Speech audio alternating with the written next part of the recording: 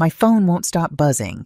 I'm sitting at my kitchen table in my small apartment in Phoenix, watching the screen light up again and again. 55 missed calls now. The number keeps climbing while I hold a cup of tea that went cold an hour ago.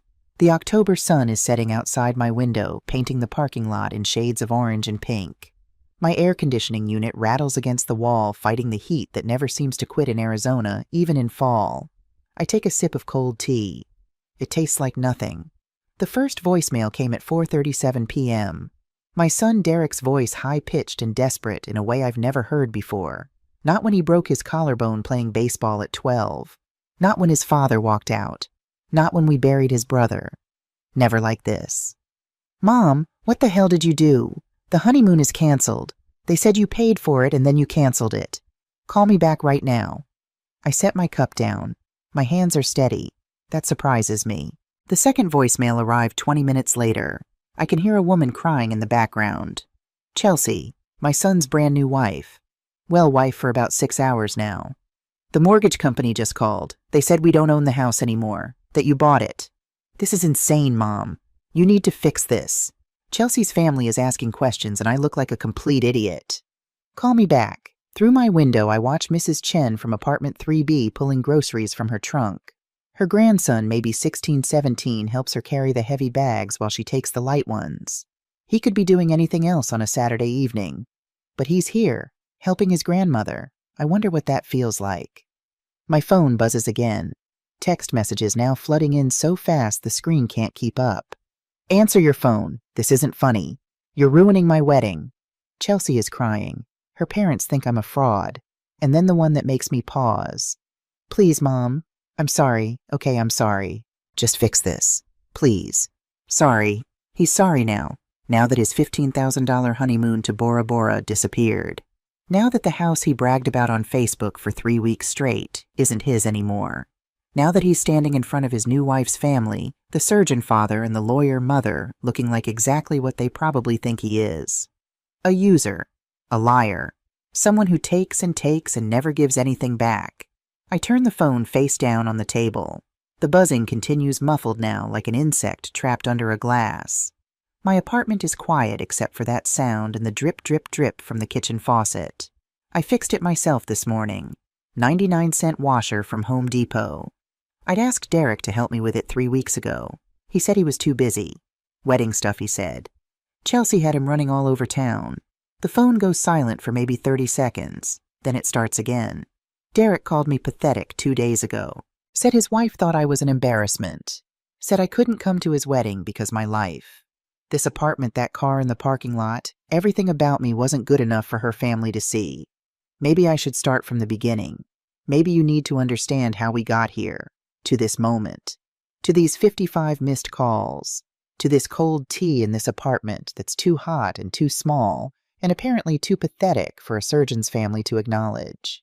Maybe you need to know what happens when you spend 63 years being good and kind and self-sacrificing. And then one day you wake up and decide you're done. I wasn't always alone. There was a time when this apartment had more than one heartbeat in it.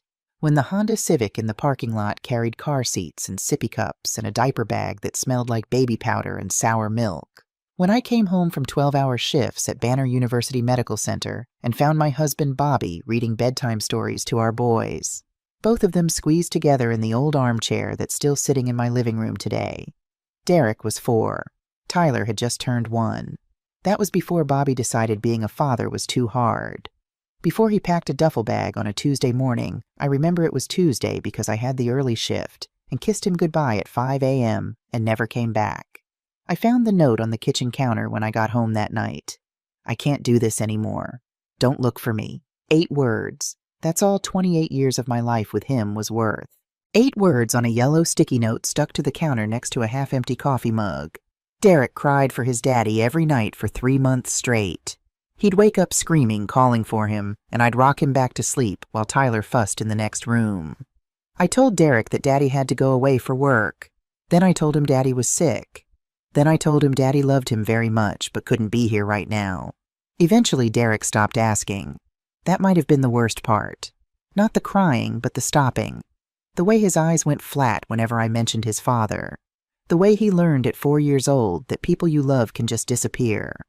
I picked up extra shifts. The hospital always needed nurses willing to work, doubles willing to come in on holidays, willing to stay late when someone called in sick. I said yes to everything. Yes to Christmas Eve. Yes to Thanksgiving. Yes to working 16 hours straight until my feet swelled so bad I couldn't get my shoes off without sitting down. Mrs. Chen watched the boys when I worked nights. She never charged me more than I could afford, even when I knew she needed the money too. Family helps family, she'd say, even though we weren't family at all. Just two women trying to survive in a world that didn't make it easy. The money I earned went into savings, every extra dollar. Derek and Tyler wore good clothes, not great, but good. They played baseball in a league that cost $200 a season. They went on school field trips. When Derek brought home the permission slip for the 8th grade trip to Washington, D.C., I said yes without hesitating, even though it meant I'd be eating ramen for 6 weeks straight. I missed their games. Not all of them, but most. Missed parent-teacher conferences sometimes. Missed the award ceremony when Derek made honor roll in 10th grade. I was working, always working, trying to build something for them, trying to make sure they had chances I never got. Derek graduated high school with a 3.7 GPA, got accepted to Arizona State University. I had $23,000 saved by then, not enough for 4 years, but it was a start. Tyler was 15, just starting to think about his own future. He wanted to be a veterinarian, loved animals more than anything. I thought the hardest part was behind us. I thought we'd made it through. I was wrong. 8 years ago, everything fell apart. It was a Saturday night in March. Tyler was 17, a junior in high school, with a smile that could light up a room. Derek was 20, a sophomore at ASU home for spring break. They'd gone to a party together.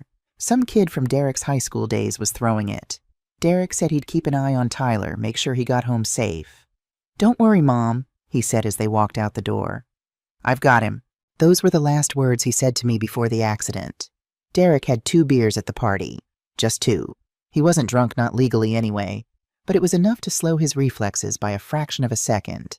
Enough to matter. The truck ran a red light on McDowell Road. Derek saw it coming, tried to swerve, but there wasn't enough time. The truck hit the passenger side of his Honda Accord at 45 miles per hour. Tyler's side. Derek walked away with a scar on his right forearm and bruises that faded within weeks. Tyler died at the scene.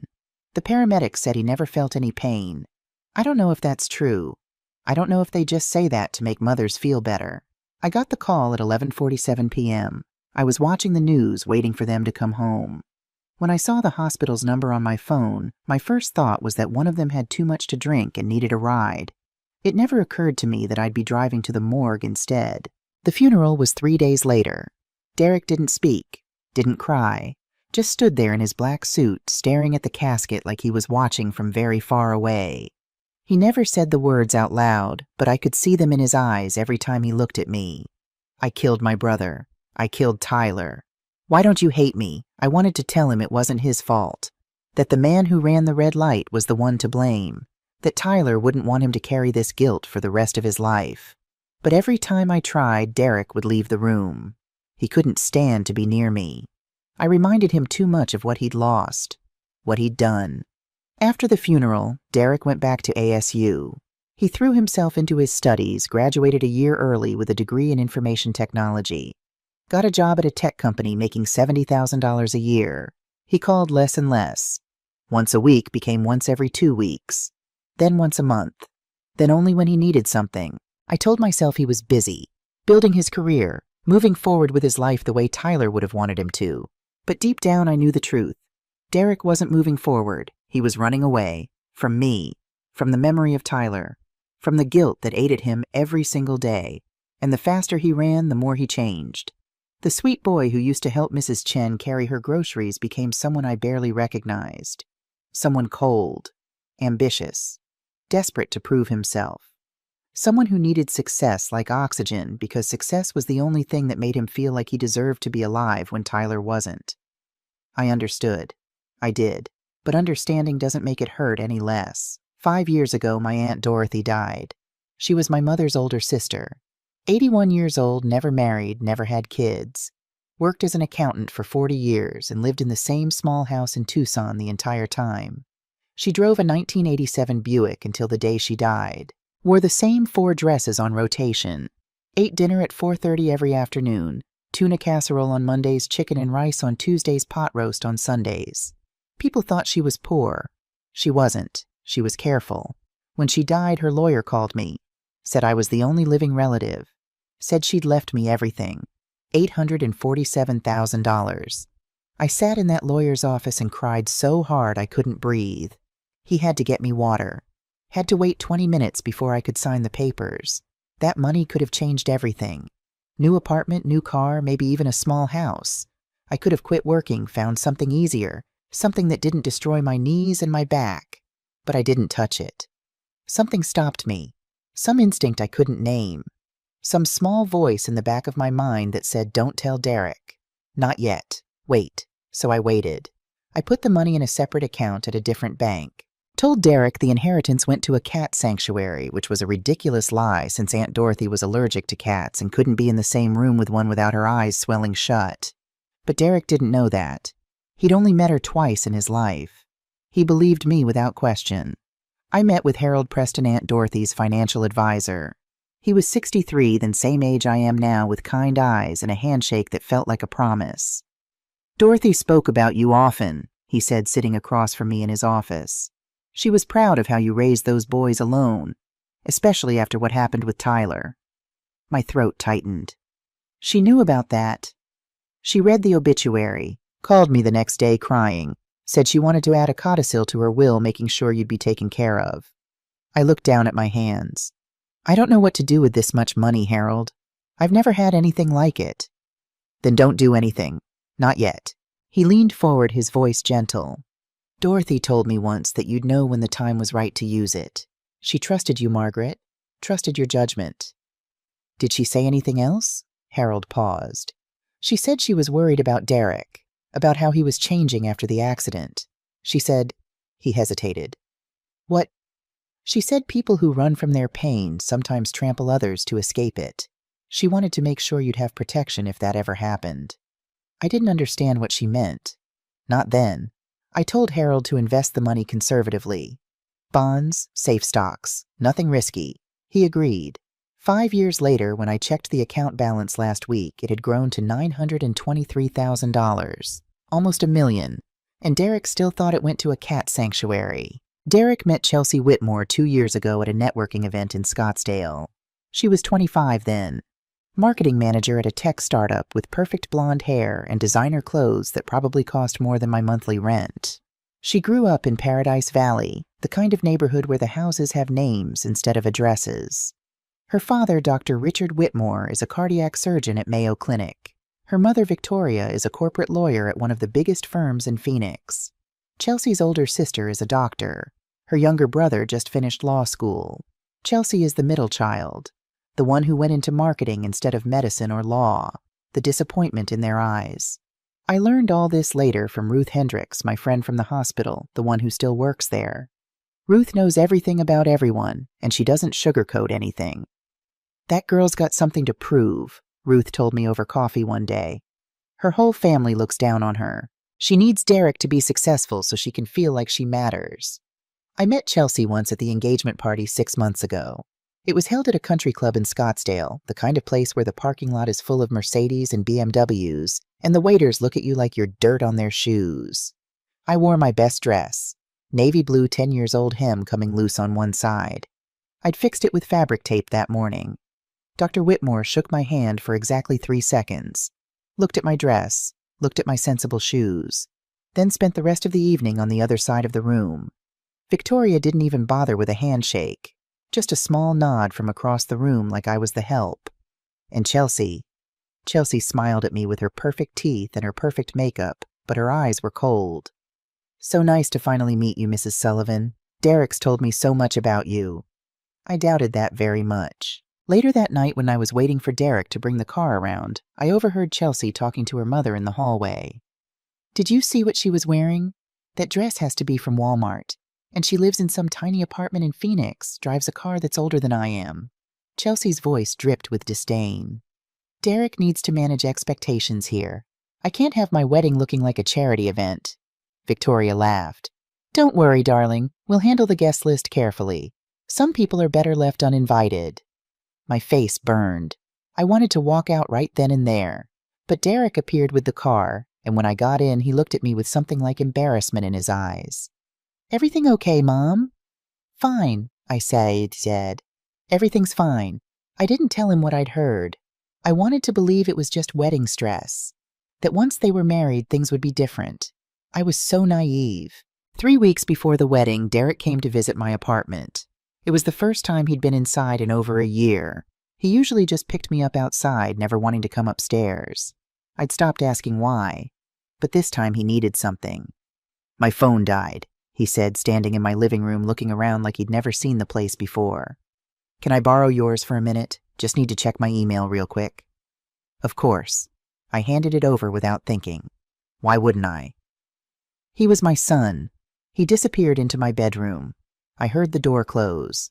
10 minutes later, he came out, handed me the phone, kissed my cheek, and left. I didn't think anything of it. Not until later. A week before that visit, I'd mentioned the leaky faucet. Derek, when you get a chance, could you come look at the kitchen sink? It's been dripping for weeks and I can't figure out how to fix it. He sighed, the kind of sigh you give when someone's being difficult. Mom, I'm swamped right now. Wedding stuff. Chelsea has me running all over town. I'll get to it after the honeymoon, okay? Okay. I didn't push. I never pushed. After the honeymoon. But the dripping got worse. Every night I'd lie in bed listening to it. Drip, drip, drip. Like a clock counting down to something I couldn't see coming. Finally, I went to Home Depot myself, found a 99-cent washer, watched a YouTube video on my old laptop, fixed it in 20 minutes. I thought about calling Derek to tell him, to say, see, your old mom figured it out on her own. But I didn't. He was busy. Too busy for a dripping faucet. Too busy for me. $3,845.11. That's how much I had in savings when Derek borrowed my phone. I'd been building that cushion for 8 months, putting away $40 here, $70 there. It was for emergencies. For the electric bill if it got too high. For medication if my insurance didn't cover it. For food. I'm 63 years old. I worked 41 years as a nurse. My Social Security check comes to $1,400 a month. After rent, utilities, and insurance premiums, I have maybe $300 left for everything else. That savings account was my safety net. And Derek emptied it without asking. He downloaded Venmo onto my phone, linked my bank account, transferred everything to himself. Wedding expenses, he probably told himself. Mom won't miss it. She never spends money on anything anyway. I didn't find out until the worst possible moment. The Albertsons on Indian School Road was busy that Thursday afternoon. It was 4:30 p.m. The after-work crowd had started trickling in. I had a cart with $47.23 worth of groceries. Nothing fancy, just the basics. Bread, eggs, milk, chicken thighs on sale, some vegetables. The cashier was young, maybe 22. She had purple streaks in her hair and fingernails bitten down to nothing. Her name tag said Destiny. I liked her. She smiled when I put my items on the belt. Find everything okay today? Yes, thank you. She scanned my groceries efficiently, bagged them neatly. The total came up on the screen. That'll be $47.23. I swiped my card. The machine beeped. Red text appeared on the screen. Declined. Destiny looked at me, then at the machine. Sorry, let me try again. Sometimes these things are glitchy. She ran the card again. Declined. My face started to heat up. I could feel 17 pairs of eyes on my back. The line behind me had grown a woman with a screaming toddler, an elderly man with a cane, 2 teenagers buying energy drinks. Do you have another form of payment? Destiny's voice was kind, but her eyes held that look. The one that says I feel sorry for you. Let me check my account. My hands were shaking as I pulled out my phone. There must be some mistake. The banking app loaded slowly. Too slowly. Each second felt like an hour. Checking account $189.42. Savings account $0. That couldn't be right. I'd had nearly $4,000 in savings last week. Social Security hadn't deposited yet, but I had enough. I always had enough. Ma'am, Destiny shifted her weight. The woman with the toddler sighed loudly behind me. Something's wrong with my account, I heard myself say. My voice sounded small, far away. I'm sorry. I need to call my bank. I stepped aside. The woman with the screaming child pushed past me, bumping my shoulder hard enough that I had to catch myself on the magazine rack. She didn't apologize, didn't even look at me. I was invisible. Outside, the October heat hit me like opening an oven door. I sat in my car, the 2004 Honda Civic with the crack in the windshield and the passenger door that sticks, and called the bank's customer service number. 47 minutes I waited. 47 minutes sitting in that parking lot with sweat running down my back and shame burning in my chest. Finally, a man named Deshaun answered. Polite professional, probably reading from a script. "Let me pull up your account, Mrs. Sullivan. One moment, please." Papers rustled. "Okay, I see a withdrawal of $3,845.11 on October 12th. Venmo transfer to an account registered to..." More rustling. "Registered to Derek Sullivan." The parking lot tilted. I gripped the steering wheel so hard my knuckles turned white. "I didn't authorize that." "The transaction shows it originated from your phone, ma'am. Same IP address as your other mobile banking sessions. Same device ID." My phone, the one he borrowed, to check his email. "Can I reverse it?" "Not if you authorize the transfer. You'd need to file a police report for fraud or theft, and then we could..." I hung up. A police report. Against my own son. I sat there for I don't know how long. The sun moved across the sky. The parking lot emptied and filled again. My hands stayed on that steering wheel, gripping so tight they ached. He stole my grocery money. My rent money. The $3,000 I'd carefully saved over 8 months. Gone. And he didn't even ask. I don't remember driving home. I don't remember climbing the stairs to my second-floor apartment, though my knees ached by the time I reached the top. I don't remember anything until I was sitting at my kitchen table in the dark, crying harder than I'd cried since Tyler's funeral. Not the pretty kind of crying. The ugly kind. The kind that shakes your whole body and leaves you gasping for air and wondering if you'll ever be able to stop. When I finally stopped, the light coming through the window had changed. The clock on my microwave read 7:43 p.m. I washed my face in the bathroom sink. The woman staring back at me in the mirror looked old, tired, defeated. I made myself a peanut butter sandwich with the last of the bread and the last of the peanut butter. Sat back down at the table. That's when I saw the envelope. White, formal-looking, thick, expensive paper. My name written across the front in gold calligraphy. Margaret Sullivan. I didn't remember it being there this morning. Must have been in the mail. I hadn't checked the mailbox in 2 days. My hands were steadier now as I opened it. The tears had burned something out of me, left me hollow and calm. The card inside was cream-colored, embossed with gold lettering. "You are cordially invited to celebrate the marriage of Derek Robert Sullivan and Chelsea Marie Whitmore, Saturday, October 24th, 2023. 4 o'clock in the evening, the Phoenician Resort, Scottsdale, Arizona. This Saturday, 2 days away." But something was wrong. I read it again. The envelope had my name, but the invitation itself wasn't addressed to me. This was, what a sample, a mistake. My phone rang, Derek's name on the screen. I almost didn't answer. My finger hovered over the decline button for a long moment. But some part of me, the part that still remembered rocking him to sleep when he had nightmares, the part that packed his lunches and helped with his homework and cheered at the baseball games I actually made it to that part, made me press accept. "Hey, Mom." His voice was distracted. I could hear traffic in the background. "Quick question. Did you get a wedding invitation in the mail by accident?" My throat closed up. "Yes." "Yeah, sorry about that. Chelsea's mom was handling the invitations and she got the envelopes mixed up. That wasn't supposed to go to you." The words didn't make sense at first. I heard them, but they wouldn't connect to meaning. I'm not invited to your wedding." He sighed. The kind of sigh you give when someone's being difficult, when someone's being unreasonable. "Look, it's complicated. Chelsea and I talked about it and we decided to keep it small, just close family and friends." "I'm your mother." "I know, but..." He paused. I heard him take a breath. "Chelsea doesn't really feel comfortable with you being there." The room tilted. I pressed my palm flat against the table to steady myself. "Why?" Another sigh. Longer this time, like I was exhausting him, like this conversation was an inconvenience. "She thinks you're kind of pathetic, Mom." The word hit me like a physical thing, like a slap, like a punch to the stomach. "She sees how you live," Derek continued. "That apartment, that car.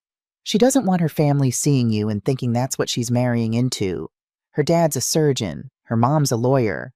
They're used to a certain level. I couldn't speak, couldn't breathe. You understand, right? It would be embarrassing. For everyone. Finally, I found my voice. It came out barely above a whisper. You told her about how I raised you, how I worked double shifts for 20 years so you could have a good life. And I appreciate that, Mom. I really do.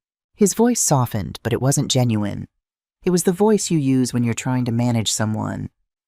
But this is Chelsea's special day and I need to respect her wishes. I'm sure you understand. I understood perfectly. I understood that I'd given him everything and he'd learned nothing. I understood that my sacrifices meant less than his new wife's comfort. I understood that I'd raised a stranger. Did you take money from my account? Silence on the other end. Then what, $3,800 from my savings? Did you take it? I borrowed it. For the wedding. I was going to pay you back. You stole from me. Jesus, Mom, don't be dramatic. His voice hardened. It's not like you were using it. You just let it sit there. My vision blurred. Not with tears this time. Something else. Something colder. That was my food money, Derek. My rent money. My emergency savings. I'll pay you back after the honeymoon. Chelsea and I are going to Bora Bora for 2 weeks. It cost $15,000, but it's worth it. Once we're back and settled, I'll send you something. $15,000 for a honeymoon, while I couldn't buy groceries. I have to go, Derek said.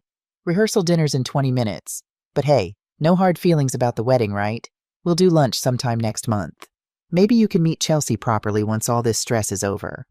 He hung up before I could respond. I sat there in the dark for a long time. The refrigerator hummed. The kitchen faucet, the one I'd fixed myself, was finally silent. Something shifted inside me. Something fundamental. Like a bone setting after a break clicking into a new position. Healing, but healing into something different than before. I wasn't sad anymore. I wasn't hurt. I was done. I stood up, walked to my bedroom closet, and pulled out my laptop. The old Dell from 2015 that takes 3 full minutes to boot up. I sat at my kitchen table listening to it wheeze and click and slowly come to life while the last light of sunset faded outside my window. Aunt Dorothy's money had been sitting in that account for 5 years, growing quietly, waiting. I'd told Derek it went to a cat sanctuary. I'd told myself I was saving it for emergencies, but maybe deep down I always knew what it was really for. For this moment. For when I finally decided that being a good mother and being a doormat were not the same thing. The login screen appeared. I typed my password with steady fingers. $923,000. By tomorrow, I would start spending it. And by Saturday, by my son's wedding day, Derek Sullivan would finally understand something he should have learned a long time ago. I am not pathetic. I never was. And he was about to find out exactly what his quiet, invisible, embarrassing mother was capable of. I called Harold Preston at 8:15 that Thursday night. He answered on the 3rd ring, his voice warm and familiar despite the late hour. Margaret, everything all right? I hadn't spoken to Harold in almost a year, not since our last quarterly review when he'd assured me the investments were growing steadily and asked if I needed anything. I'd said no. I always said no. I need to access my investment account, I said. Make some large purchases. Tomorrow. A pause. I heard him set something down, a book maybe, or a cup of tea. Of course. What are we looking at? I had my laptop open in front of me. Derek's Facebook profile glowed on the screen. Public because he wanted everyone to see his perfect life, his perfect engagement, his perfect wedding plans. He'd posted about everything. Every vendor tagged. Every detail documented for the world to admire. Let's start with $30,000, I said. I'll need it transferred to my checking account by tomorrow morning. That's quite a bit of liquidity all at once. Harold's voice was careful. Not judgmental, just careful. Mind if I ask what for? A gift for my son. He's getting married Saturday. Silence on the other end. I could almost hear Harold thinking, weighing his words. Margaret, Dorothy told me about Derek, about what happened with Tyler. My hand tightened on the phone. She told you? She was worried about him, about how he was changing after the accident. Harold paused. She said Derek was running from something, and people who run, They sometimes trample others to escape. I looked at Derek's Facebook photo. Him and Chelsea in front of their new house. Both of them smiling. Both of them looking at the camera like they'd won something. Like they deserved everything the world had to offer. Dorothy was a wise woman, I said quietly. She was. And she trusted you, Margaret. Trusted your judgment about when and how to use this money.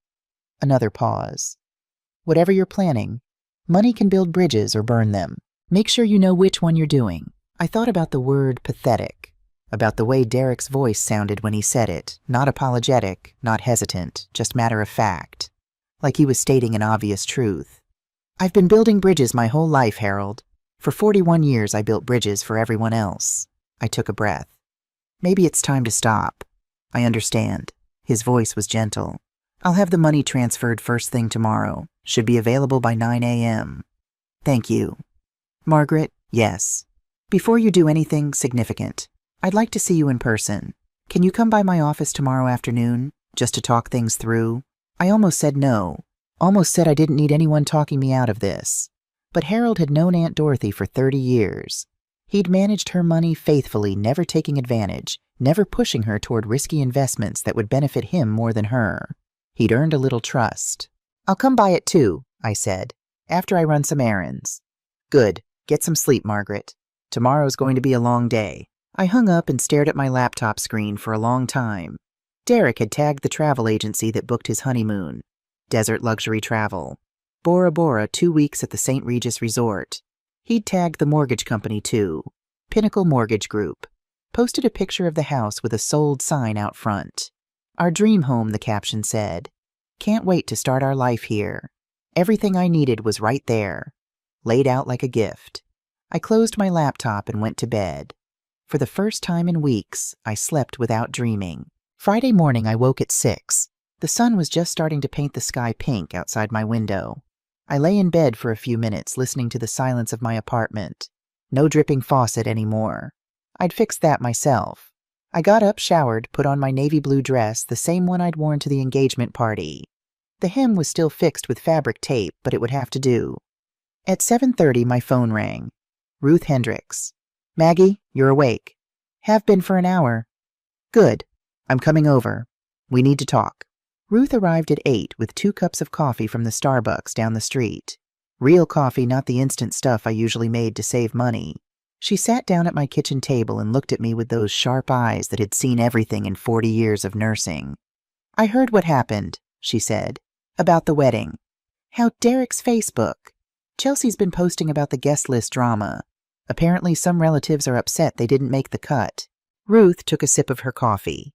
She didn't mention you by name, but she made some comment about trimming the dead weight. I put 2 and 2 together. Dead weight. That's what I was to them. Dead weight. I also heard about the money, Ruth continued. Derek was bragging to someone at his bachelor party my nephew works at the bar where they held it. Said he'd borrowed some cash from his mom to cover some last-minute wedding expenses. Laughed about it, apparently. Said you'd never notice. My jaw tightened. He said that... He did. Ruth reached across the table and took my hand. Maggie, I've known you for 25 years. You're the kindest person I've ever met. You don't deserve this. No, I don't.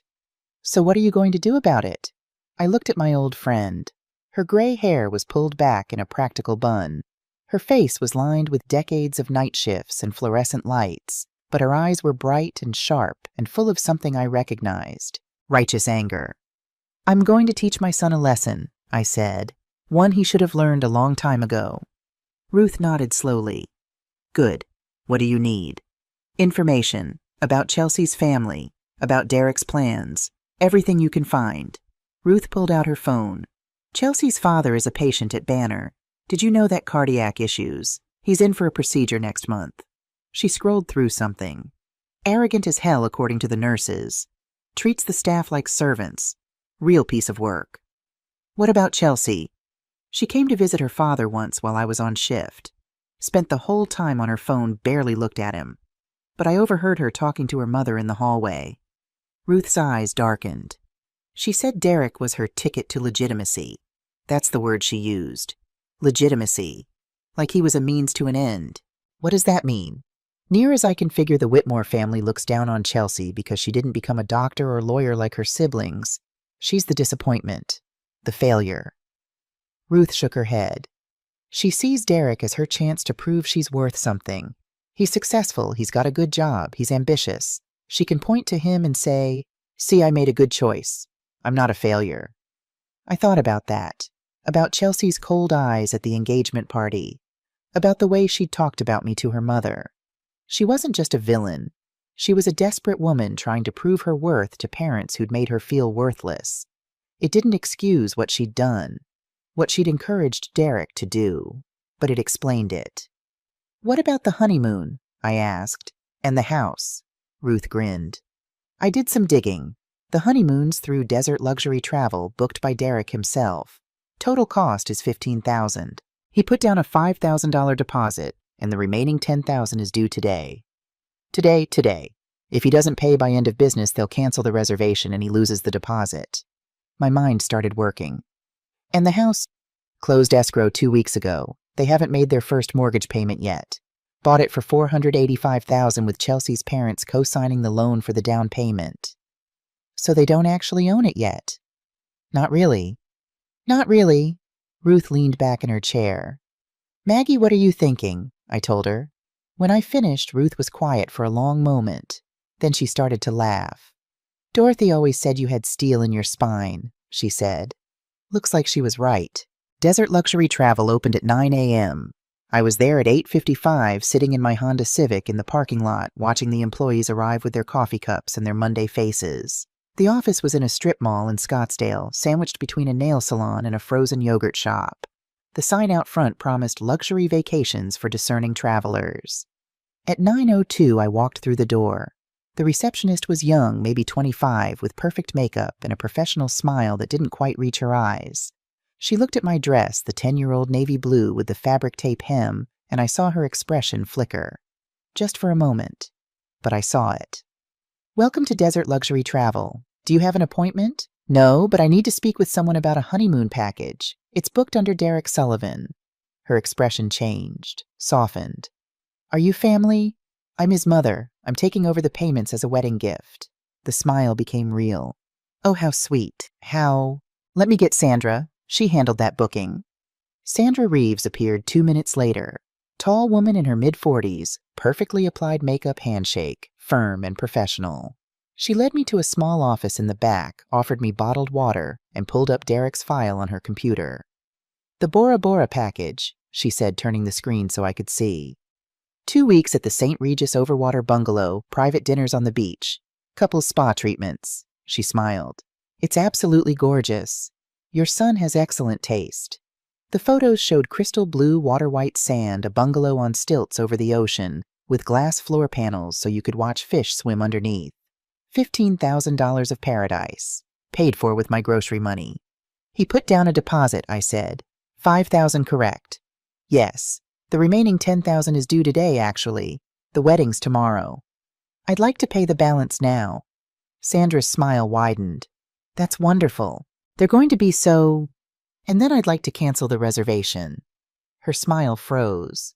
"I'm sorry. If I pay the full balance right now, then cancel the reservation, what's the refund policy?" Sandra stared at me. Her professional mask slipped for just a moment, confusion showing through. Well, the deposit is non-refundable regardless, but if you cancel within 24 hours of final payment, you'd receive the $10,000 back minus a $500 processing fee. And my son would lose the entire trip. Yes, the St. Regis has a 72-hour cancellation policy. If we cancel today, they won't be able to rebook for a departure tomorrow. The whole reservation would be lost. Perfect. I opened my purse and pulled out my checkbook. The new one from the account Harold had transferred money into this morning. Sandra watched me write the check. $10,000. My handwriting was perfectly steady. "Mrs. Sullivan." She took the check like it might explode. "I'm not sure I understand what— I need you to process this payment immediately. Then at exactly 9 p.m. tonight, I need you to cancel the reservation." I met her eyes. "Can you do that?" "This is highly unusual. I really think you'll still get your processing fee either way, won't you?" She glanced at the check. At me. Back at the check. Yes, but then I need you to trust me. This is important. Something in my voice must have convinced her, or maybe she saw something in my eyes that she recognized.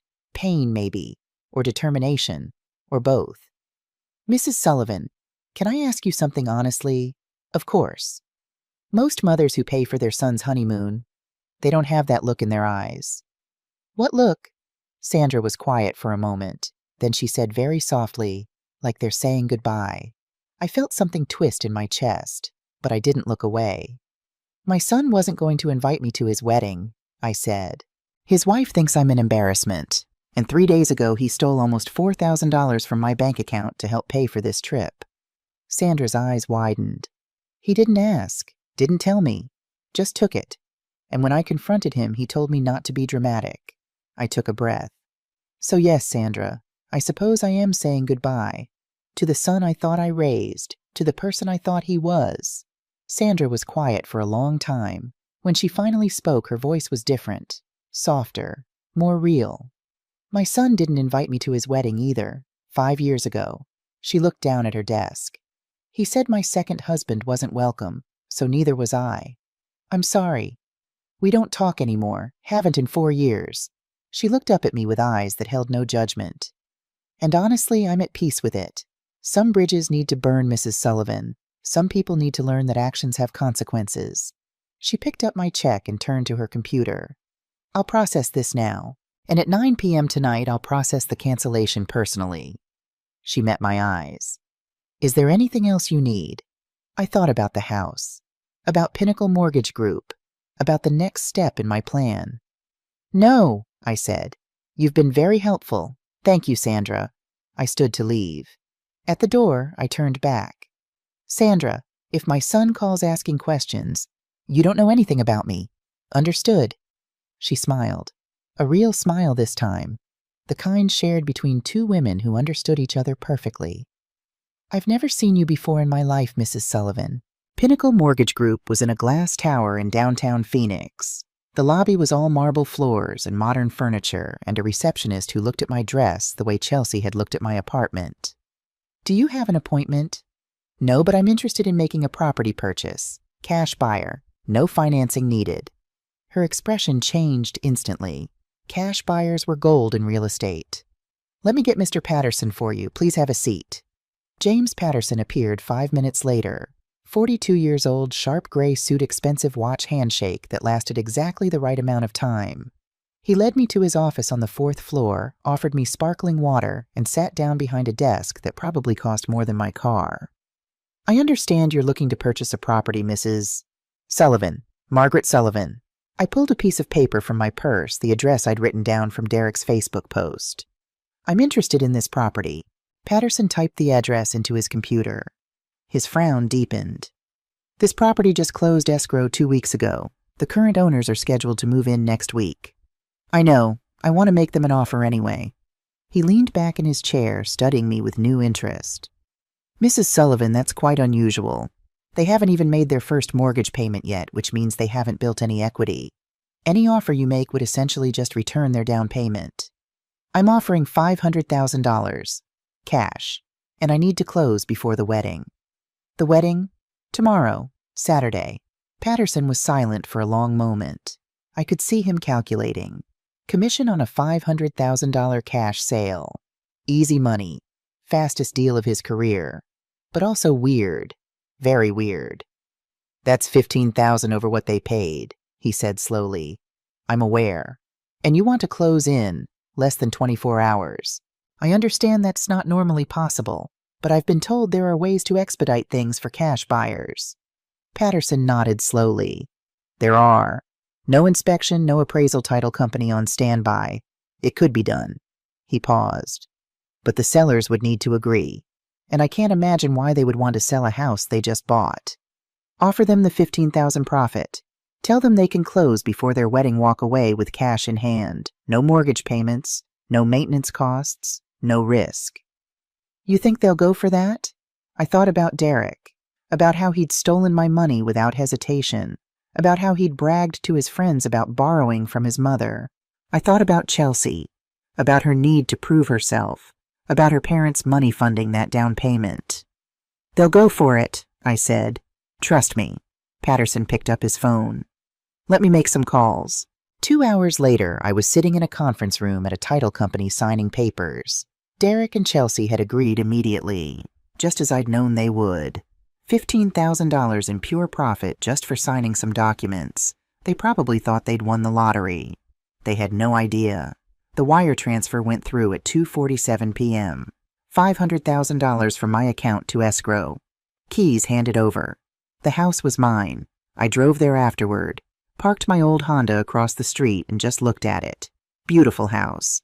Mediterranean-style terracotta roof, 3 bedrooms, 2.5 baths. Desert landscaping with flowering cacti and smooth river rocks. The kind of house I'd dreamed about when Derek was little. The kind of house I'd imagined visiting for holidays, watching grandchildren run through the rooms.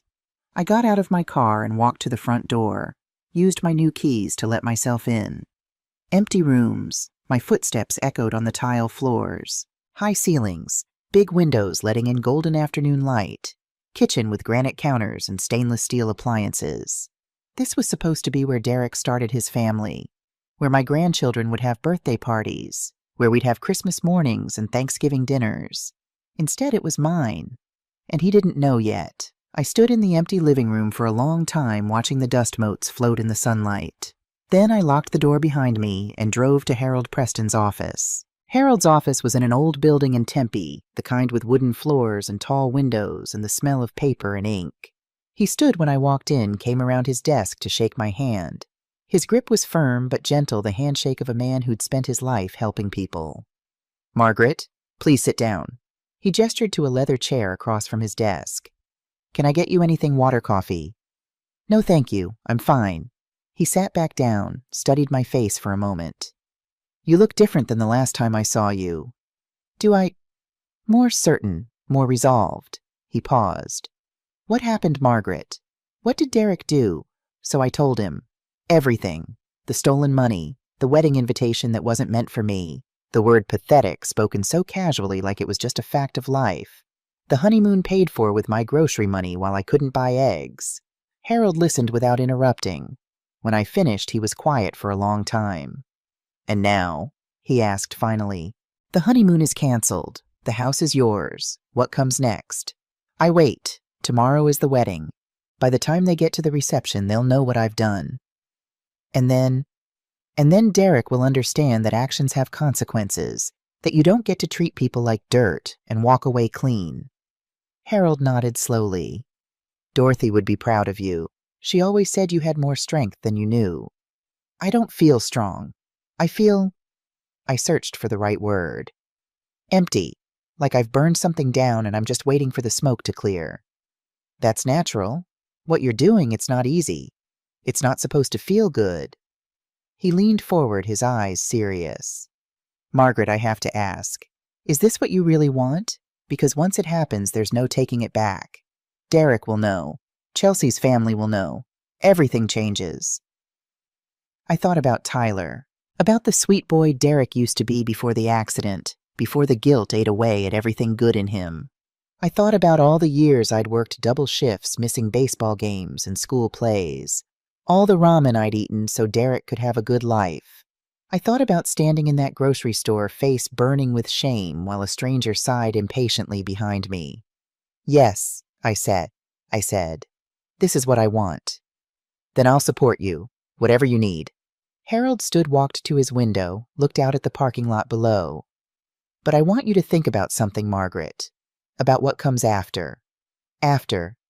Revenge is a fire. It burns hot, but it burns fast.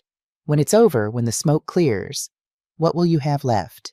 Will you be at peace? Or will you just be alone?" I didn't have an answer for that. Not yet. "Get some rest tonight," Harold said. "Tomorrow's going to be a long day." I made spaghetti for dinner. Jarred sauce, nothing fancy. Watched Wheel of Fortune. A woman from Nebraska won $32,000. She cried when the final puzzle was revealed. At 8:45 p.m., I picked up my phone and stared at it for a long moment. Sandra would process the cancellation in 15 minutes. Derek's dream honeymoon gone. $15,000 up in smoke. I should have felt satisfied. Vindicated. Instead, I felt tired. Bone-tired, the kind that seeps into your soul and doesn't let go. I set the phone down and walked to my window. The parking lot was mostly empty. Mrs. Chen's light was on in 3B. I wondered if her grandson was visiting tonight. Probably not. It was Friday. He probably had better things to do. But he'd come anyway if she needed him. That's just who he was. That's what family was supposed to be. The chest pain hit me at 8:52 p.m. Not sharp, more like a pressure. A tightness that spread from my sternum to my left arm. I grabbed the back of a chair, steadying myself. Not now. Not tonight. I'd had these episodes before. Angina, my doctor called it. Stress-related, she said. You need to take it easy, Margaret. Your heart isn't what it used to be. But I couldn't take it easy. Not yet. I fumbled in my purse for the nitroglycerin tablets. Slipped one under my tongue. Waited. The pressure eased slowly. My heartbeat steadied. I sank into a kitchen chair, breathing carefully. If I died tonight, Derek would inherit everything. The house, the investments, the money Aunt Dorothy had left me. He'd walk away richer than he'd ever dreamed. He'd win. I couldn't let that happen. Tomorrow, just one more day. I could hold on for one more day. At 9:03 p.m., my phone buzzed. A text from a number I didn't recognize. It's done. The reservation has been canceled. I hope you find peace, Mrs. Sullivan. Sandra. I stared at the message for a long time. Then I went to bed. Tomorrow the storm would break. But tonight I needed rest. I woke at 7 a.m. on Saturday morning. The sun was bright outside my window. Not a cloud in the sky. Perfect weather for a wedding. I made myself breakfast. Real eggs scrambled with cheese. Toast with butter, real butter, not margarine. Coffee with cream. I'd gone grocery shopping yesterday after meeting with Harold. Filled my cart with everything I wanted, everything I'd denied myself for years. When I swiped my card at checkout, it went through without a problem. The cashier smiled at me and said, "Have a nice day." I almost cried. The morning passed slowly. I read a book, did a crossword puzzle, tried not to think about what was happening across town. At 4 o'clock, the wedding started. The Phoenician Resort, $400 a plate, 200 guests. Derek and Chelsea exchanging vows in front of everyone who mattered to them. Everyone except me. I made myself a cup of tea and sat by the window watching the shadows lengthen across the parking lot. At 4:37 p.m., my phone buzzed. Derek's name on the screen. I didn't answer. It buzzed again, and again, and again. By 5:02 p.m., I had 12 missed calls. The first voicemail came at 5:08. "Mom, what the hell? The travel agency just called. They said the honeymoon is canceled, that someone paid the balance and then canceled it. What's going on? Call me back." His voice was confused, irritated. Not panicked, not yet. That came later. The second voicemail arrived at 5:22. "Mom, I just got a call from Pinnacle Mortgage. They're saying we don't own the house anymore, that someone named Margaret Sullivan bought it." A pause. His breathing was ragged. "That's you, Mom. That's your name. What did you do?" "What the hell did you do?" I took a sip of tea. The third voicemail came at 5:41. "Mom, please." His voice was different now, shaking. "Chelsea's parents are asking questions. Her dad thinks I'm some kind of con artist. They're talking about, I don't know, fraud or something. This is insane. Please just call me back. Tell me this is some kind of mistake." I set my cup down and walked to the kitchen, made myself a sandwich, ham and cheese on wheat bread. My phone kept buzzing on the table. I didn't look at it. At 6:15 p.m., a different number called. I recognized it after a moment, Dr. Richard Whitmore. We'd met once at the engagement party. He'd shaken my hand for exactly 3 seconds and spent the rest of the evening pretending I didn't exist. I picked up. "Mrs. Sullivan." His voice was clipped, cold, the voice of a man who was used to being in charge. "I think we need to discuss what's happening here. There seems to be some sort of misunderstanding about a property purchase and a travel cancellation." "No misunderstanding," I said calmly. Silence on the other end. I could hear conversation in the background, the clink of glasses. They were probably still at the reception, trying to pretend everything was fine while the groom fell apart. "I'm sorry. What do you mean, no misunderstanding? I paid for the honeymoon, then canceled it. I bought the house they were supposed to move into. Everything is exactly as it should be." More silence. Then his voice sharp. "Mrs. Sullivan, I don't know what kind of game you're playing, but no game, Dr. Whitmore. Have a good evening." I hung up. Turned my phone off. The sudden silence was so complete it made my ears ring. I turned my phone back on at 8 p.m. 55 missed calls, 47 text messages, 6 voicemails. I read through the texts, slowly eating a bowl of ice cream. Chocolate chip cookie dough, my favorite. I hadn't bought ice cream in 3 years. Answer your phone. This isn't funny. Mom, please. You're ruining everything. Chelsea is crying. Her parents are threatening to annul the marriage. I'm sorry. Okay, I'm sorry for everything. Just tell me what you want, please, Mom. I'm begging you. The voicemails told a story of their own. A story of a man whose perfect life was crumbling around him. Voicemail at 6:45 p.m. Mom, I don't understand what's happening. The honeymoon is gone. The house is gone. Chelsea's dad is threatening to call his lawyers. Her mom keeps looking at me like I'm some kind of criminal. His voice cracked. I didn't do anything wrong. Why are you doing this to me? You didn't do anything wrong. Interesting how he saw it. Voicemail at 7:30 p.m. Mom, Chelsea's talking about leaving, going back to her parents' house. She says the marriage doesn't count if we haven't. He couldn't finish the sentence. Her dad's calling it fraud. Says I misrepresented my financial situation. I don't even know what that means. Please, Mom. Please just call me. Voicemail at 8:15 p.m. from a number I didn't recognize. Chelsea. Her voice was different than I expected. Not angry, not imperious, just tired. Mrs. Sullivan, this is Chelsea, Derek's wife. A pause. I think we got off on the wrong foot. I know things have been tense between us, but I'm sure we can work this out. Whatever happened, I'm sure it's just a misunderstanding. Please call me back so we can talk like adults. I deleted the message without responding.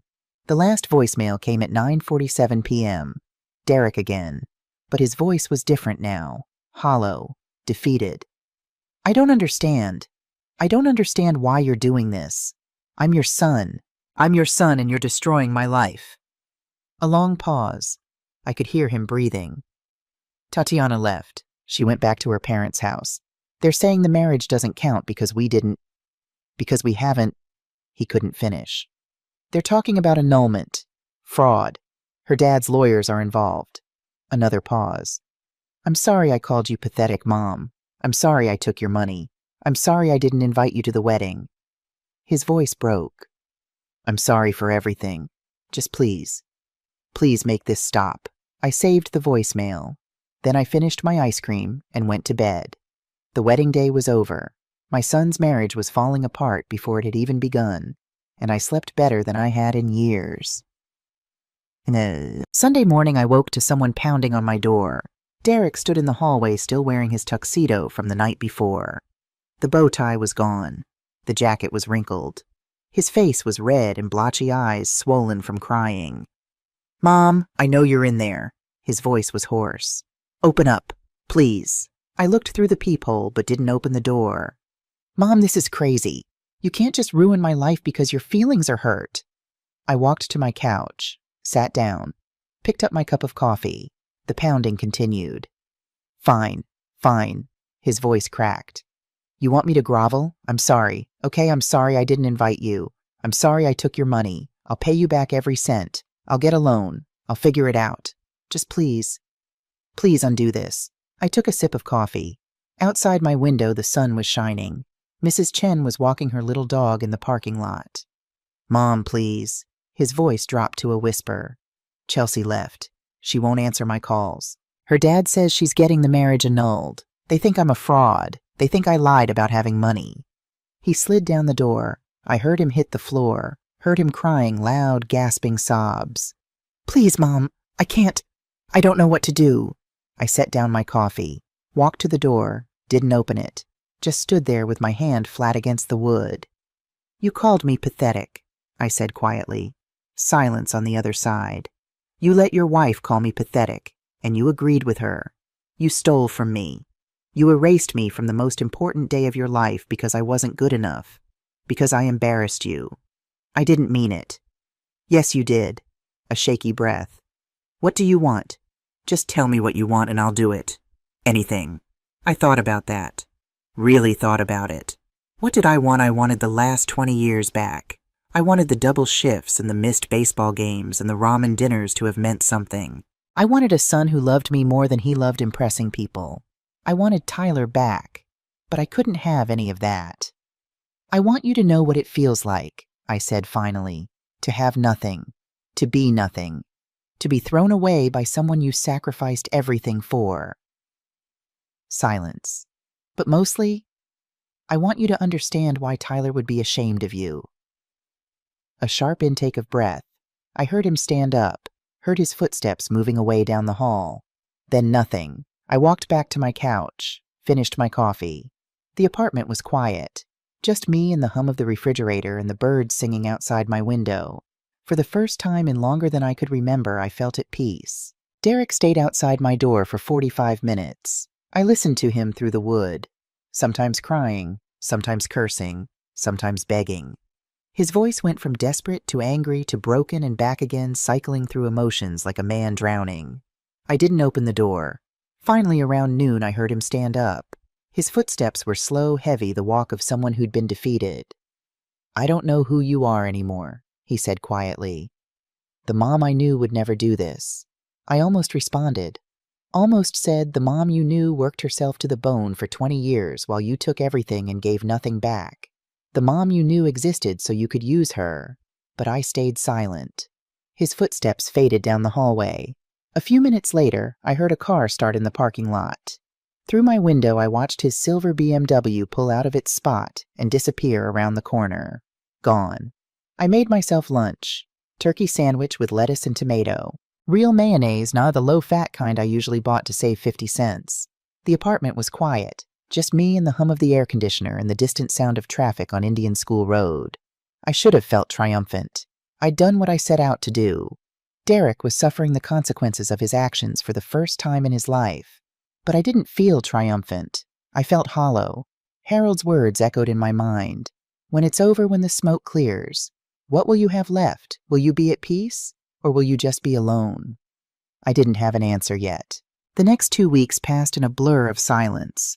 Derek didn't call, didn't text, didn't show up at my door. For the first time since Tyler's death, I went days without hearing from him at all. I should have been relieved. Instead, I found myself checking my phone constantly, waiting for something I couldn't name. Ruth called on Wednesday to give me an update. "Chelsea's parents filed the annulment paperwork yesterday," she said. "My nephew saw Derek at a bar in Tempe. Apparently he's been there every night since Saturday, drinking alone, looking like hell. And Chelsea posted a photo from Maui 2 days ago. #new beginnings, #blessed, #living my best life." Ruth's voice dripped with contempt. Girl moves fast, I'll give her that. She was never going to stay. She needed Derek to be successful. Without the house, without the honeymoon, without the image of having it all together, he was useless to her. You knew that would happen. I suspected. Ruth was quiet for a moment. "Maggie, are you okay?" "You don't sound okay." "I'm fine." "That's not an answer." I looked out my window at the parking lot.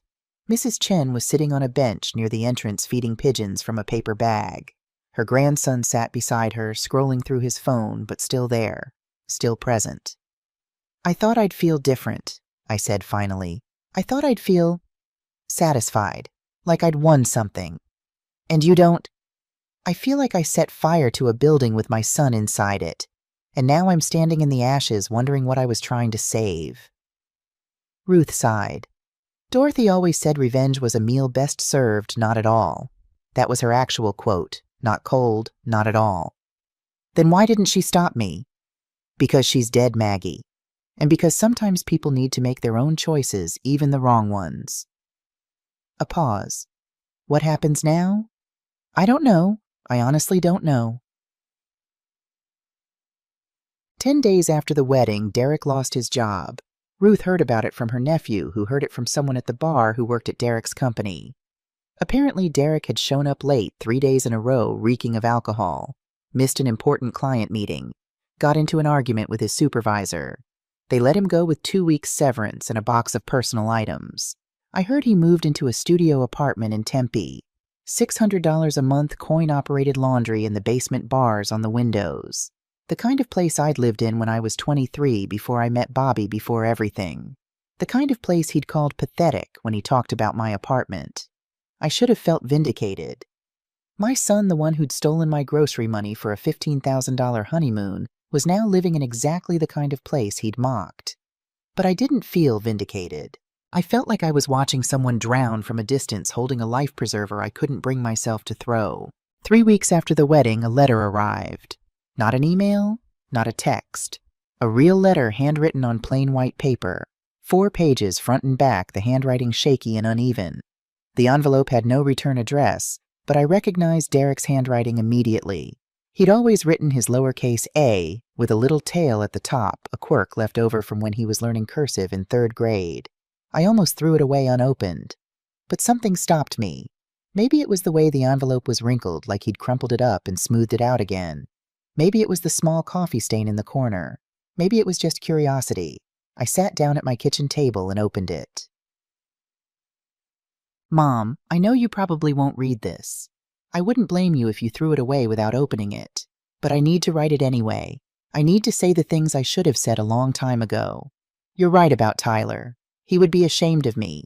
He would look at the person I've become and he wouldn't recognize me. The brother he loved, the one who used to carry him on his shoulders and read him comic books, and promised to always protect him, that person died the same night he did. I killed my brother, Mom. I know you've never said it, but I know it's true. I had 2 beers at that party. Just 2. I wasn't drunk, not legally, but I was impaired enough that when that truck ran the red light, I didn't react fast enough. I saw it coming. I had maybe half a second to swerve, and I was too slow. Half a second. That's all it would have taken to save him. And I was too slow. The worst part is Tyler wanted to call an Uber. He said he didn't feel comfortable with me driving. He said we should just leave the car and get it in the morning. But I told him it was fine. I told him I was barely buzzed. I told him to stop being a baby. Those were the last words I ever said to my brother. Stop being a baby. He died because I was too proud to admit I shouldn't be driving. He died because I wanted to prove I could handle it. He died because of my ego. And every day since then, I've been running from that truth. I couldn't stand to be around you after the funeral. Not because I didn't love you, but because every time I looked at your face, I saw Tyler. I saw the son you should still have. The one who would have been a veterinarian. The one who would have called you every week and helped you fix things and never ever forgotten your birthday. I saw everything I'd taken from you, and I couldn't bear it. So I ran. I threw myself into school, into work, into building a life so successful, so impressive, that I could convince myself I deserved to be alive. That Tyler's death hadn't been for nothing. That if I could just achieve enough, accomplish enough, become enough, then maybe the guilt would stop. It didn't stop. It never stopped. Chelsea was part of that. I know you saw through her. I know you knew she was using me. But that was the point. She didn't care about who I really was. She didn't care about Tyler, or the accident, or the guilt I carried every day. She just cared about the image, the success, the life I was building. With Chelsea, I could pretend to be someone else, someone who hadn't killed his brother, someone who wasn't drowning in shame every single day. And you were a reminder. Every time I saw you, I saw the life I'd destroyed, the family I'd broken, the son you deserved and the son you got instead. So I pushed you away. I let Chelsea convince me you were an embarrassment. I told myself it was for the best, that you were happier without me, that I was doing you a favor by keeping my distance. I lied to myself, and then I lied to you. When I took that money from your account, I didn't even think of it as stealing. I told myself you wouldn't miss it, that you probably had more saved up somewhere, that you owed me somehow for all the years of guilt I'd carried. Can you believe that I convinced myself that you owed me, after everything you sacrificed? After all those double shifts and missed dinners and years of working yourself to exhaustion so Tyler and I could have a good life. I'm sick, Mom. Not physically, mentally. The guilt has been eating me alive for 8 years, and instead of dealing with it, I let it turn me into someone Tyler would despise. I don't blame you for what you did. The honeymoon, the house, all of it. I deserved it. I deserved worse. I'm not writing to ask for forgiveness. I know I don't deserve that. I'm not writing to ask for money or help or another chance. I'm writing because you deserve to know the truth. About Tyler. About me. About why I became this person who could call his own mother pathetic and not feel anything. I felt something. I felt everything. I just couldn't let myself show it, because showing it would mean admitting what I'd done. what I'd become. I'm in a bad place right now. I know you know that. I lost my job. Chelsea's gone. I'm living in a studio apartment that smells like mold and has roaches in the kitchen. I wake up every morning and for a few seconds I forget everything. And then I remember. And I want to stop existing. I'm not going to hurt myself. I want you to know that. But I wanted you to know how bad it's gotten. I'm going to try to get help. There's an AA meeting at a church near my apartment.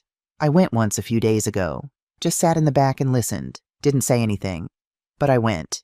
There's a guy there named Marcus, funny, right? Same name as Dad. He's been sober for 15 years. He said the first step is admitting you need help. I need help, Mom. I've needed it for 8 years. I just couldn't admit it. I know this letter won't change anything. I know you might not even read it. But if you do, I want you to know one thing. You were never pathetic. Not for 1 second of your life. The only pathetic person in this family is me. I love you. I've always loved you. I just forgot how to show it.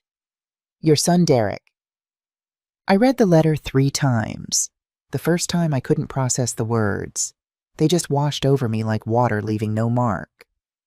The second time I felt something crack in my chest.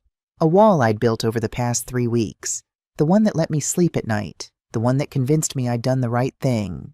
The third time I cried. Not angry tears, not satisfied tears, just tears. For Tyler, who died too young. For Derek, who'd been drowning in guilt for 8 years while I watched oblivious. For myself, for all the years I'd missed what was right in front of me. My son wasn't a monster. He was a broken man who'd been carrying an impossible weight, and instead of asking for help, he'd let it crush him into someone unrecognizable. I didn't forgive him. Not yet. Maybe not ever. But I understood. And understanding changed everything. I called Harold the next morning. I need to change my will, I said. Can you help me set up a trust? We met at his office that afternoon. He listened as I explained what I wanted: a trust fund for Derek with conditions. Requirements he'd have to meet before he could access any of the money. Harold took notes, nodding occasionally. Completion of an alcohol treatment program if necessary, he said, writing. 2 years of stable employment. Grief counseling for Tyler. He looked up. These are reasonable conditions, Margaret, but I have to ask, why now? What changed? I handed him Derek's letter. He read it slowly, his face expressionless. When he finished, he set it down on his desk and was quiet for a long moment. He's been carrying this for 8 years, Harold said finally. All that guilt, all that shame, and he never talked to anyone about it.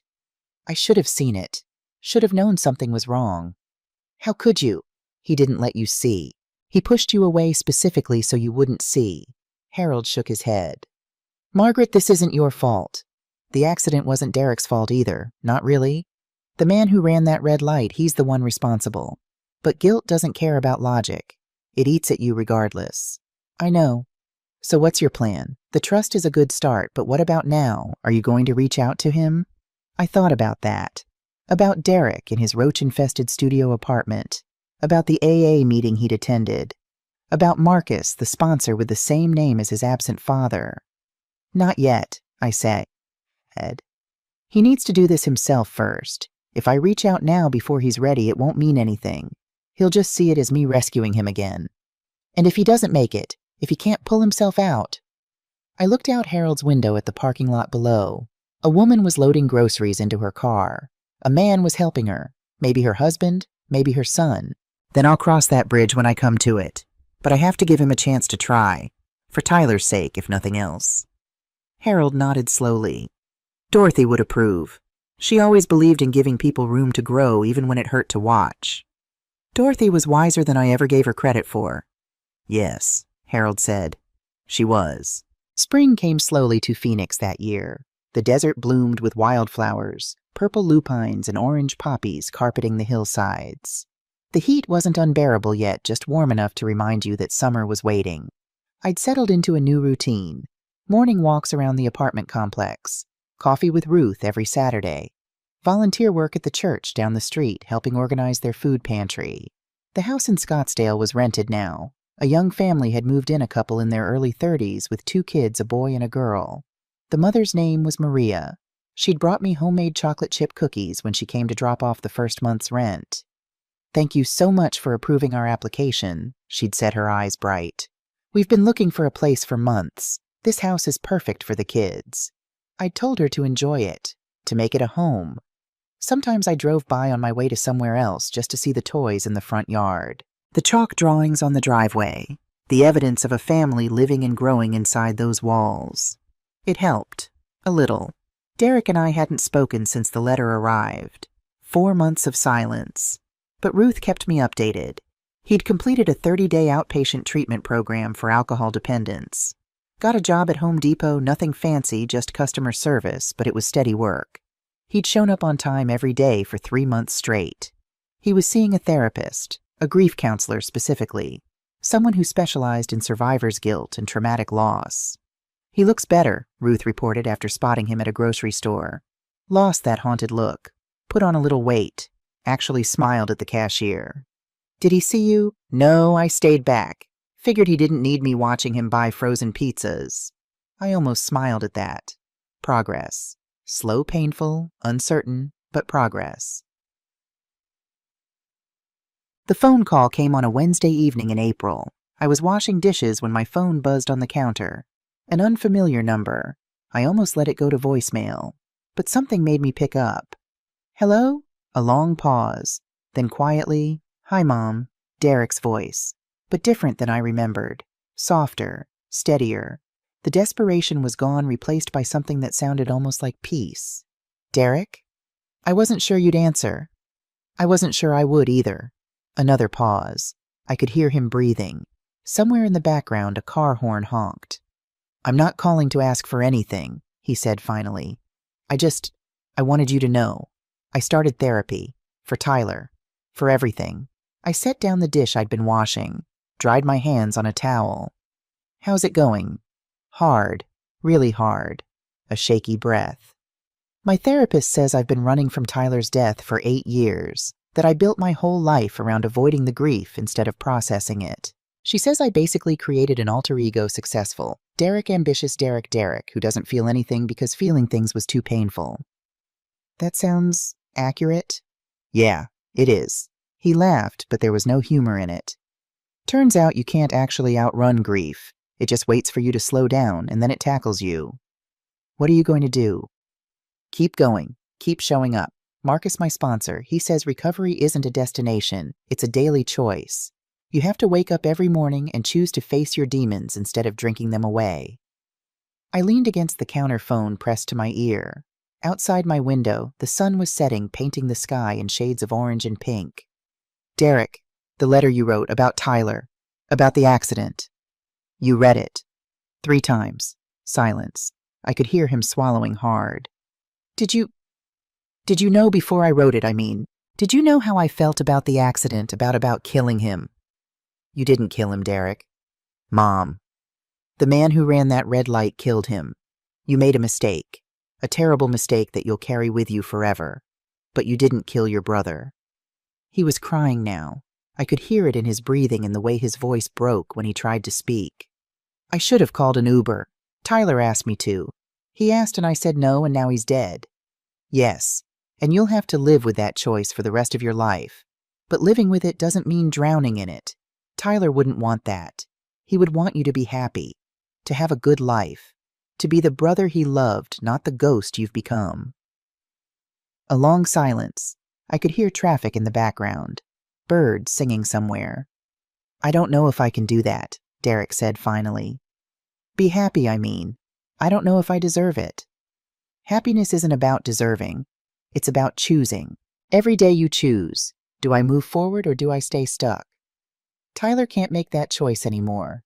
But you can, and wasting your life won't bring him back. More silence. Then, "I'm sorry, Mom, for everything. For the money, for the wedding, for calling you." He couldn't say the word. "For what I said. I know. I'm going to pay you back. Every cent. It might take a while, but, Derek, yeah. One thing at a time. Focus on getting better. We'll figure out the rest later." He exhaled a long, shaky breath that sounded like relief. "Okay, yeah, one thing at a time." We talked for a few more minutes. Nothing heavy. Just small talk about his job, his apartment, his sponsor Marcus. Normal conversation like we used to have before everything fell apart. When we hung up, I stood at my kitchen window for a long time watching the stars come out.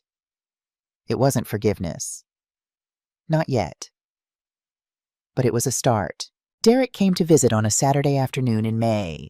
He knocked on my door, a polite knock, not like the desperate pounding from that Sunday after his wedding. Then he waited. Didn't try the handle, didn't call out, just waited. I opened the door. He stood in the hallway holding a small bouquet of daisies. Simple flowers, cheap, but fresh and bright like little spots of sunshine. "Hi, Mom." "Hi, Derek." He looked different. Not just thinner, though he was the excess weight from years of drinking and rich dinners stripped away. He looked younger somehow. More like the boy I remembered, the one who used to help Mrs. Chen carry groceries. But his eyes were older, wiser, touched by something that couldn't be undone. "Can I come in?" I stepped aside. Of course. He walked into my apartment, slowly looking around like he was seeing it for the first time. The small kitchen with its freshly fixed faucet, the living room with its second-hand couch, the window overlooking the parking lot, and the armchair. The old brown armchair where Bobby used to read bedtime stories, where I'd nursed both boys through fevers and nightmares and scraped knees. Derek stopped when he saw it. "You still have this." I couldn't throw it away. He reached out, touched the worn fabric of the armrest. His fingers traced the spot where Tyler used to rest his head, falling asleep to the sound of Bobby's voice. "I remember sitting here with Dad," Derek said quietly. "Both of us, me and Tyler, squeezed together while he read us Where the Wild Things Are. Tyler always wanted to be a wild thing. He'd roar and make his claws and chase me around the apartment afterward." My throat tightened. I remember. Derek sat down in the chair. It creaked under his weight, the springs protesting after years of neglect. But it held. "Mom, I've been thinking about something my therapist said. About grief and memory and how we honor the people we've lost." I sat down on the couch across from him. "What did she say?" "She said that grief isn't just about sadness. It's about love that has nowhere to go. When someone dies, all the love you had for them doesn't disappear. It's still there inside you, looking for a place to land." He paused, looking down at his hands. "For 8 years I tried to bury that love, pretend it didn't exist, because every time I felt it, I also felt the guilt. I loved Tyler, and I killed him. Those two things got twisted together until I couldn't separate them. And now I'm trying to learn that I can love him and grieve him and carry the weight of what happened all at the same time, that the guilt doesn't cancel out the love, that I can miss him without drowning in it." He looked up at me, his eyes wet. "Dr. Martinez, my therapist, she gave me an assignment. She said I needed to talk to Tyler, not to his grave, but to a memory of him. A specific memory from when he was alive and happy. Did you do it?" Derek nodded slowly. "I went to the park where we used to play baseball, just sat on the bench and talked. Told him about everything. The accident, the drinking, you, Chelsea, everything I'd messed up." "What did he say?" Derek smiled, the first real smile I'd seen from him in years. "Nothing. He was a memory, Mom." He couldn't actually respond. The smile faded, replaced by something more serious. But I remembered something he said to me a few weeks before the accident. "What?" "We were shooting hoops in the driveway, just the two of us. And Tyler said I don't know why I'd forgotten this, until now he said, 'Derek, you know what I like about you? You never give up. Even when things are hard, you keep going.'" Derek's voice cracked. "I gave up, Mom. For 8 years I gave up. I let the guilt win. And Tyler believed I was someone who never gave up. He believed in me. And I let him down." "Derek, no, let me finish." He took a deep breath. "I can't change the past. I can't bring Tyler back. I can't undo what happened that night or the years of hurt I caused you. But I can choose what happens next. I can choose to be the person Tyler believed I was. Someone who doesn't give up. Someone who keeps going even when it's hard." I stood up, walked across the room, sat down on the arm of the old brown chair next to my son. "Tyler would be proud of you," I said quietly. "Not for what happened, but for this, for trying." Derek looked up at me. His face was wet with tears. "Do you really believe that?" I thought about Tyler, about his easy smile and his gentle heart, about the way he used to hug me before school every morning, even in high school, when most boys would have been embarrassed. Tyler loved you more than anyone in the world, I said. He would want you to be happy, to have a good life. He wouldn't want you to spend your life paying for one mistake. It was a pretty big mistake, Mom. Yes, it was. I put my hand on his shoulder. But you're not defined by your worst moment. None of us are. We're defined by what we do next. Derek reached up and put his hand over mine. His fingers were warm. We sat like that for a long time, not speaking, just breathing together in the quiet apartment, the old armchair creaking softly beneath us. Before he left, Derek helped me fix the cabinet door in my kitchen that had been sticking for months. You should have called me, he said, tightening a screw.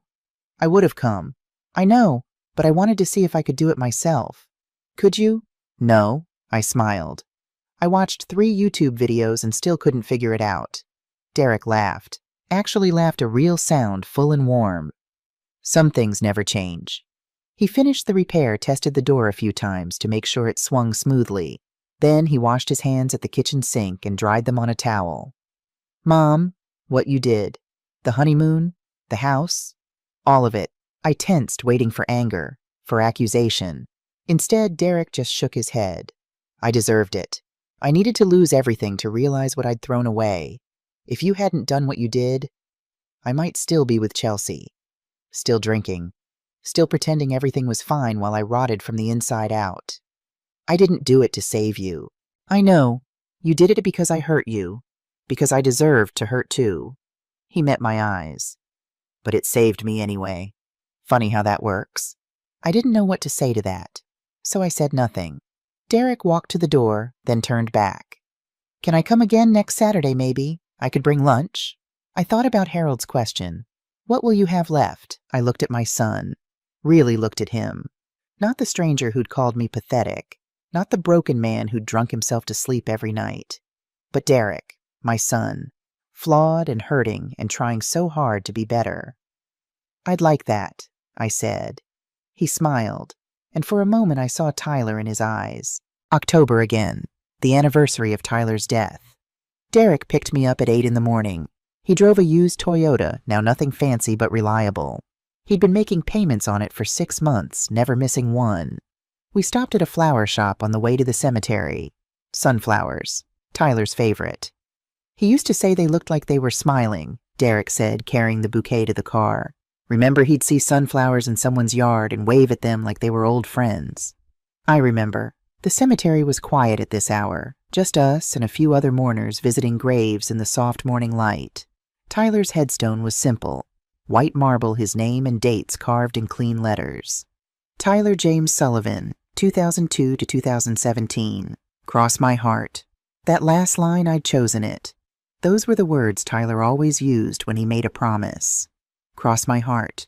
He'd said it to me 1,000 times for 1,000 different things. I'll clean my room, Mom. Cross my heart. I'll be home by 10. Cross my heart. I'm going to take care of you when I grow up. Cross my heart. Derek placed the sunflowers at the base of the headstone. Stood there for a moment, head bowed. Hey, little brother. I stood beside him, close enough to touch but not touching. Not yet. I'm doing better, Derek said to the headstone. Got a new job, still Home Depot, but I got promoted. Assistant manager now. Not bad for a guy who used to think he was too good for retail. The October sun was warm on my face. A bird sang somewhere nearby. I'm seeing someone, Derek continued. Nothing serious yet. Her name's Rachel. She's a nurse at the same hospital where Mom used to work. She knows about you, about the accident, about everything. She says she's in no rush, says we can take it slow. I hadn't known about Rachel. Derek hadn't mentioned her before. Mom's here, he said. She's been good to me, better than I deserved. I don't know if things will ever be the same between us, but they're better. They're getting better. He fell silent. I watched his shoulders rise and fall with each breath. I miss you every day, Derek said quietly. Every single day. And I'm sorry. I'm so sorry, Tyler. I should have called that Uber. I should have listened to you. I should have... His voice broke. I reached out and put my hand on his shoulder. "Tyler," I said, speaking for the first time since we'd arrived. "Your brother is trying. He's working so hard to be the person you believed he could be. I think you'd be proud of him." Derek turned to look at me, his eyes wet. "You think so?" I thought about the boy Tyler had been. His quick smile, his easy forgiveness, the way he never held a grudge even when Derek teased him or took the last slice of pizza or forgot to pick him up from practice. "Tyler loved you more than anyone in the world," I said. "He would never have wanted you to spend your life in pain. He would have forgiven you in a heartbeat. And he would have been so proud of who you're becoming." Derek's face crumpled. He reached for me and I pulled him into a hug, the first real hug we'd shared in 9 years. He cried against my shoulder, his whole body shaking. And I held him the way I'd held him when he was small, when the world was frightening and I was the only thing that made it safe. "I'm sorry, Mom," he sobbed. "I'm so sorry. For everything. I know. I wasted so many years. So many years I could have spent being your son instead of running away. You're here now. That's what matters." He pulled back, wiping his eyes. "Do you forgive me? Really forgive me, I mean. Not just tolerating me because I'm your son." I looked at him, at the lines on his face that hadn't been there a year ago, at the gray in his hair that made him look older than 29, at the eyes that held so much pain but also finally hope. "Forgiveness isn't a moment," I said. "It's a process. Some days I feel like I've forgiven you completely. Other days I remember what you said, what you did, and I'm angry all over again." Derek's face fell. "But," I continued, "I choose to love you. Every day I choose to love you. And I choose to believe that you're changing. That the person you're becoming is worth waiting for." "Is that enough?" "I don't know, but it's what I have." He nodded slowly, turned back to Tyler's headstone. "We should come back together," he said. "Every year on this day. Both of us. So he knows we're still thinking about him. I'd like that." We stood there in silence for a while longer, the October sun climbing higher in the sky. A family walked past us, a mother, a father, 2 small children. The little boy was carrying a toy truck. The little girl was holding her mother's hand. They didn't know us, didn't know our story, didn't know about the accident or the wedding or the year of silence that had followed. To them, we were just 2 people visiting a grave on a quiet Sunday morning, a mother and her son saying goodbye to someone they loved. It's been 18 months now since the wedding that nearly destroyed us. I still live in my apartment on Indian School Road. Still drive my Honda Civic, though Derek helped me get the air conditioning fixed last summer. Still do my morning walks and my Saturday coffee with Ruth and my volunteer work at the church. Some things have changed, though. Derek comes for dinner every Sunday. He brings Rachel, sometimes a quiet woman with kind eyes who reminds me a little of myself at her age. She laughs at his jokes and listens when he talks, and doesn't seem to mind that he's still putting the pieces of his life back together. They're not engaged. Not yet. But I see the way he looks at her, and I think maybe someday. The house in Scottsdale still belongs to me, but I'm thinking about selling it. Maria and her family want to buy it, and I can't think of anyone who deserves it more. They filled it with laughter and love, and the kind of memories I'd always hoped it would hold. Harold calls once a month to check on the investments. The trust is still in place, waiting for Derek whenever he's ready. But we haven't talked about the money in a while. He's earning his own way now, and that seems more important than any inheritance. Ruth retired from the hospital last spring. She's planning a cruise to Alaska next summer and keeps insisting I come with her. I might say yes. And Derek is doing okay. Not perfect. He still has bad days, still goes to AA meetings twice a week, still sees Dr. Martinez for therapy every other Thursday, still carries the weight of what happened that night 9 years ago. But he carries it differently now. Not like a chain dragging him down, but like a scar, permanent, visible, but healed. Last Sunday after dinner, he sat in the old brown armchair and told me about a conversation he'd had with Tyler. Not a real conversation, obviously. A memory the way his therapist had taught him.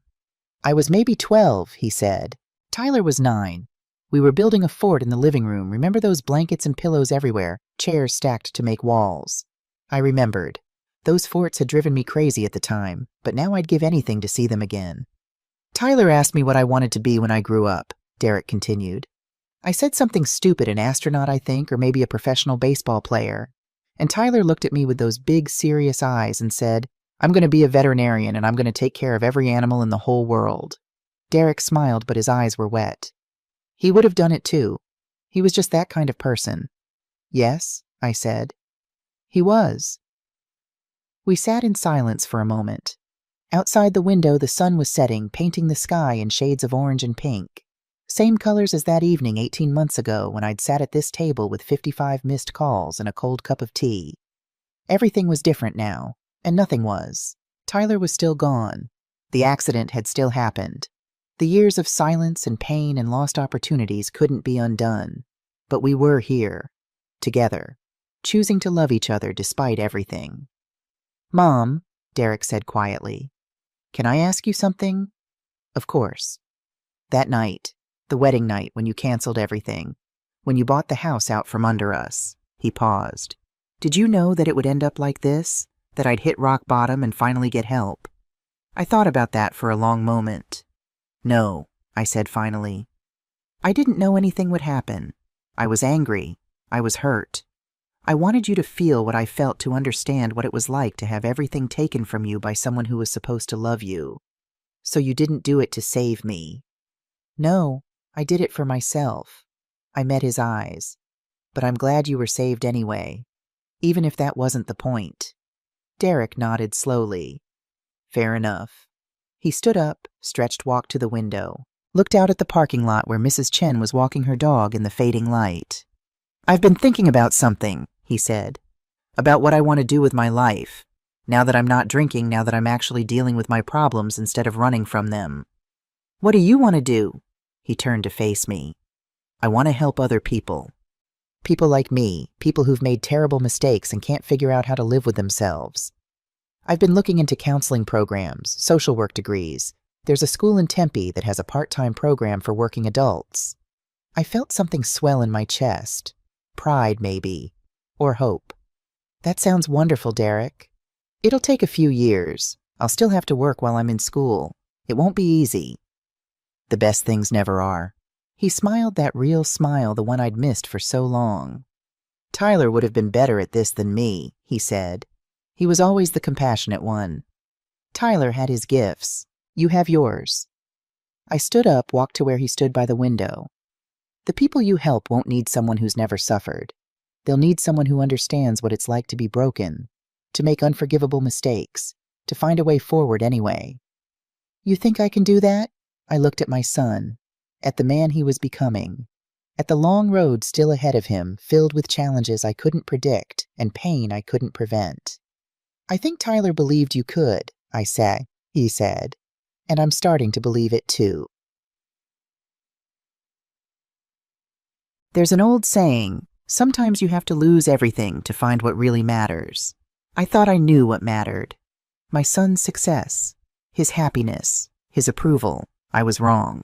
What matters is this, sitting in a cramped apartment with the son I almost lost, talking about the son who's gone forever. What matters is choosing to love someone even when it hurts. What matters is second chances, not because we deserve them, but because without them, none of us would survive. Derek and I aren't the same people we were 18 months ago. We'll never be what we were before Tyler died. That family is gone, buried in a cemetery with a simple white headstone and a promise carved in stone. Cross my heart. But we're something new, something unexpected, something that grew from the ashes of everything I tried to burn down. I'm 65 years old. I've lived through a husband who abandoned me, a son who died too young, and another son who broke my heart in ways I didn't know were possible. And I'm still here, still making coffee in the morning, still walking around the parking lot, still sitting in that old brown armchair where my boys used to fall asleep to bedtime stories, still choosing to love even when it hurts. Maybe that's the lesson. Maybe that's what Tyler would have wanted me to understand. Love isn't about deserving. It's about choosing. Every day you choose. And the choice is always worth making. The end part. What would you do if you were in my place? Would you have forgiven him? Would you have done what I did? Tell me honestly in the comments below. And if you're going through something similar, if someone you love has hurt you and you don't know how to move forward, I want you to know this. Your story isn't over. Sometimes the quietest people make the loudest impact when they finally speak. Don't forget to subscribe and hit that notification bell. And check out these 2 other stories that are channel favorites. I think you'll love them. I'm so glad you stayed until the end. See you in the next one. The End about. Word count 7,000 words. Said. Phần 3 đã hoàn thành. Toàn bộ câu chuyện bây giờ có tổng cộng khoảng 20 không hoàn từ chia làm 3 phần. Bạn kiểm tra và cho tôi biết nếu cần chỉnh sửa gì nhé.